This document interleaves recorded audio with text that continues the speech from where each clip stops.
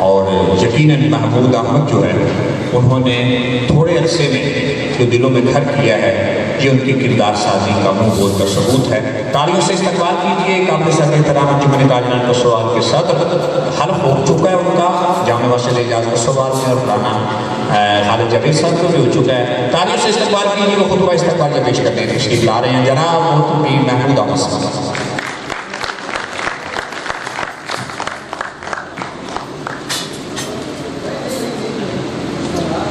नहमदहु व नुसल्ली अला रसूलिहिल करीम अम्मा बाद फ़अऊज़ु बिल्लाहि मिनश शैतानिर रजीम बिस्मिल्लाहिर रहमानिर रहीम। लाखों करोड़ों दरूद हुजूर नबी करीम हज़रत मोहम्मद सल्लल्लाहु अलैहि वसल्लम पर। अंजुमन ताजरान का सवाल की तकरीब हलफ बर्दारी बराए नौ मुंतखब अराकीन में आने वाले हम अपने मुअज़्ज़ज़ मेहमान जनाब राव मोहम्मद आबिद साहिब, chairman Abid welfare foundation Pakistan को दिल की अथाह गहराइयों से खुशामदीद कहते हैं।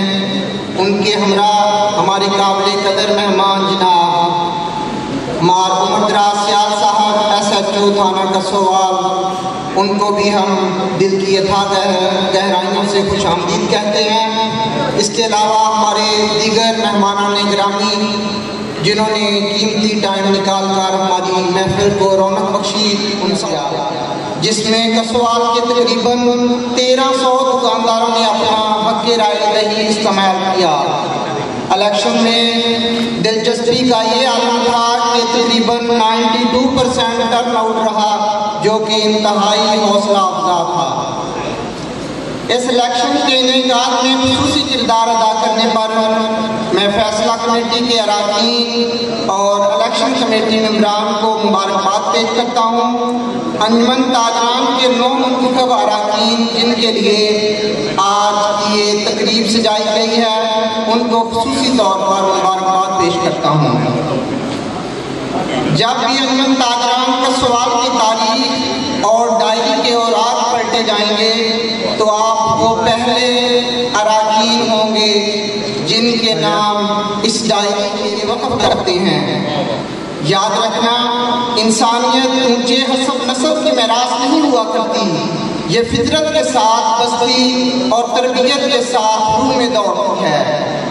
दौलत और ओहदे इंसान को आर्जी तौर पर बड़ा करते हैं, लेकिन इंसानियत और अच्छा इखलाक इंसान को हमेशा बुलंद दर्जे पर रखता है। मैं उम्मीद करता हूँ कि आप अपनी मुकम्मल सलाहियतों को बारूकार लाते हुए कसवाल की ताजर बरादरी के लिए आसानियाँ पैदा करने के लिए अपना किरदार अदा करेंगे। अगर देखा जाए तो पिछले 15-20 सालों में कसवाल को यकसर नज़रअंदाज किया गया है।